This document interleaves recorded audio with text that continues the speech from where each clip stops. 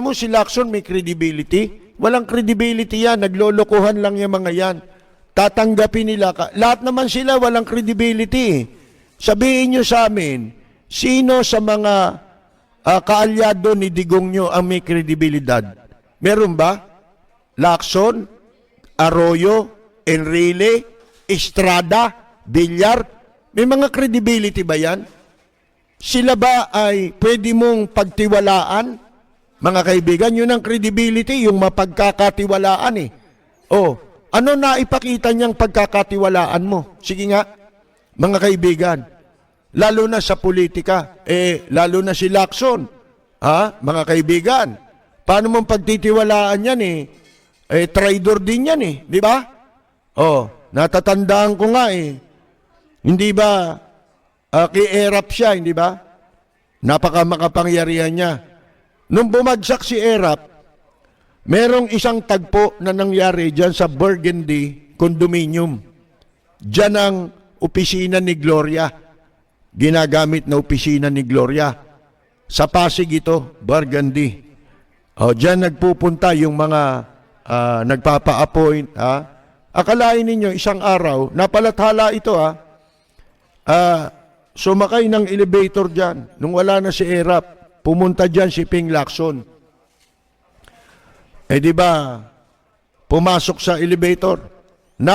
Pagbukas ng elevator, nakasalubong niya yung dating miyembro ng RAM na wala na ring paniwala kay Gringo noon. At that time, sino yun? Si Colonel Billy Bibit. Ano ginawa ni Bibit? Colonel lang yun Ito'y 4-star general, si Lacson. Nung makasalubong siya ni Billy Bibit, ang liit lang nun si Bibit. Ang pangit pa nun. Namatay na rin mga kaibigan, pinitsarahan, bubugbugin si Lacson. Hindi po nakaporma si Lacson. Inawat lamang ng mga nakakita si Billy Bibit. Ayaw bitawan hawak-hawak yung damit Gustong kalad ka rin at bugbugin si Ping Lacson. Hanapin nyo yung balitang yun. Meron pa yun, mga kaibigan. So, di ba alam na ninyo naging papel niya sa panahon na tumakbo si EPJ? Hindi ba? Kinukumbinsi sila na magsama para sila ang tutulungan na sana ay nanalo sana sila. Pero 2 beses ginawa yung attempt na yun na sila, isa sa kanila ang bumaba bilang Vice President, walang nangyari. Dahil later on, lumabas ang balita na kaya ayaw ni Lacson,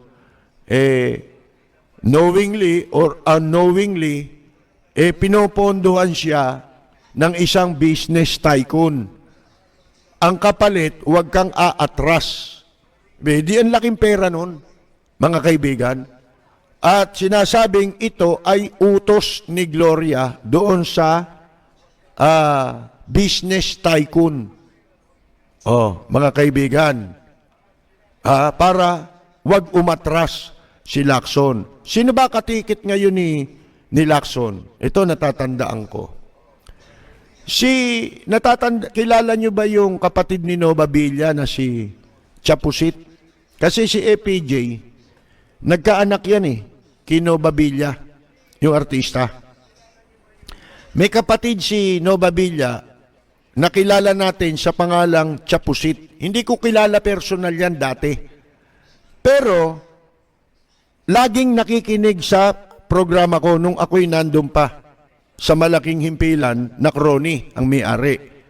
So, isang araw, dahil meron akong live jamming sa radyo, nagpumilit makarating doon si Chapusit. Anniversary yata nung program yun Hindi na nakatiis si Chapusit na hindi ako makilala ng personal.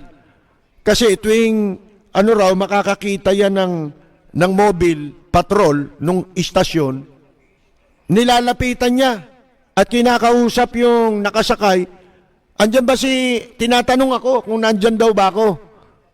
Talagang gusto niya ako makilala talaga. Pumunta sa akin yan. Doon ko naging kaibigan yan, si Chapusit. Hindi ko naging girlfriend. Kasi layo ng agwat ng edad namin. Mabait lang yun, si Chapusit. Yun, comedian yun. Komedyante yun. Doon nga, no, nagpunta yun sa live jamming ko. Akalain mo kantahan yun, biglang nagsasayaw doon Yung malaswan sayaw. Di nagtawa na. Namatay na si Chapusit Ngayon, isang araw, inimbita ko yan sa isang okasyon. Daming tao. Birthday ko yata. Nagpunta yan doon. Birthday ko nga. Nagpunta si Chapusit. Hindi ko inimbita. Kusan dumarating yan pag nabalitaan niya na may okasyon ako, biglang sumusulpot yan. Walang bayad, mga kaibigan.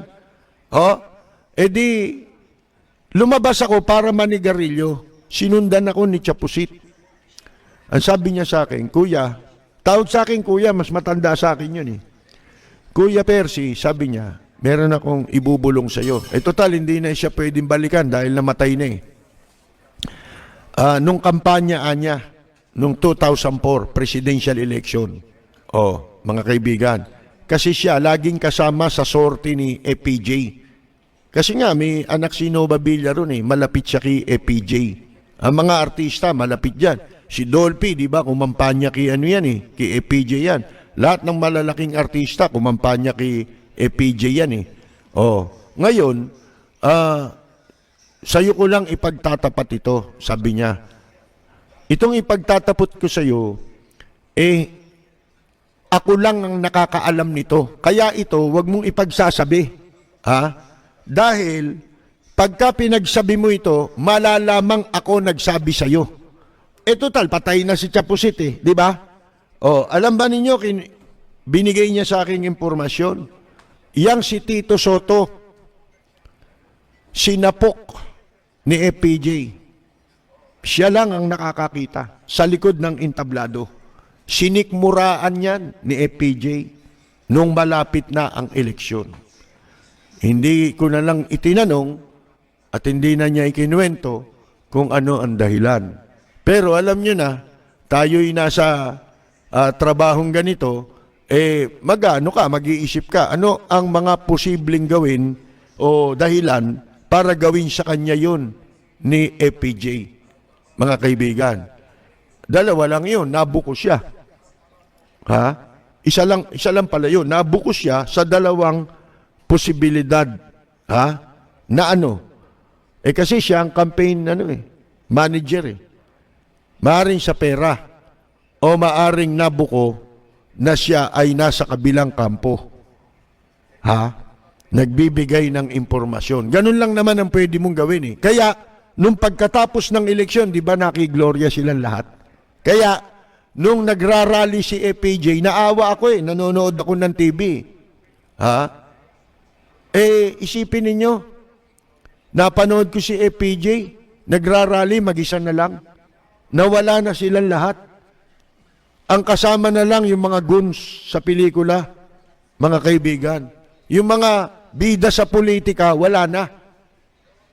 Puro kontrabida na lang sa pelikula. Pero sa politika, wala na sila sa tabi ni FPJ. Mga kaibigan. Hindi ko sa sinisiraan, pero gusto kong ibahagi sa inyo yan sapagkat yan importanteng malaman ninyo, di ba? Dapat katakutan nyo talaga si Tito Soto.